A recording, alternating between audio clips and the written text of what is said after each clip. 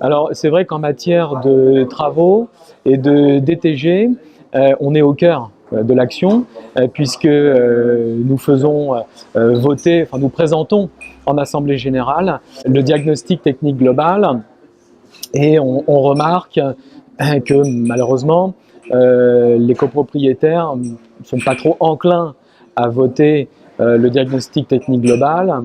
Déjà, le diagnostic n'est pas forcément adapté à toutes les typologies d'immeubles. Les petits immeubles ne se sentent pas concernés, le diagnostic est un peu cher peut-être. Les immeubles qui ont moins de 20 ans ne se sentent pas concernés puisque ils estiment qu'ils n'ont pas de travaux à faire encore.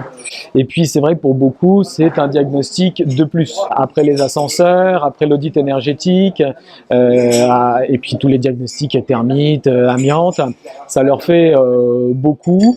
Alors peut-être qu'il faudrait envisager, c'est une question que je me pose, de rendre obligatoire le DTG, mais à ce moment-là, il faudrait l'adapter aux différents types d'immeubles, peut-être qu'ils sont un peu moins chers pour les petits immeubles, et peut-être aussi travailler sur le fonds travaux, qui est l'épargne travaux, pour la rendre un peu plus intéressante. Il faudrait peut-être que le fonds travaux devienne remboursable lorsqu'un copropriétaire s'en va, qui récupère son épargne, ce qui n'est pas le cas aujourd'hui, c'est un petit défaut.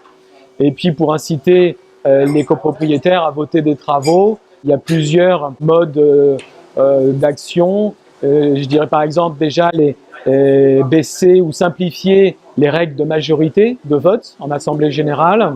Et puis sur le fonds travaux, peut-être augmenter le taux de l'épargne, parce qu'actuellement, le montant du fonds travaux est assez modeste face à des travaux qui, eux, sont beaucoup plus importants en termes de financement.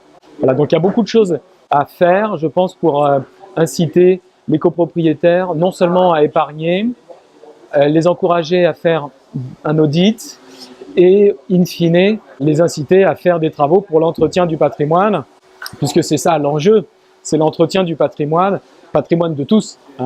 Et le gestionnaire copropriété a un rôle central, puisqu'il est l'interlocuteur privilégié des copropriétaires, bien sûr, mais de tous les intervenants dans ce type d'opération, que sont les architectes, les organismes de subvention, les assistants à maîtrise d'ouvrage, et le gestionnaire et le chef d'orchestre.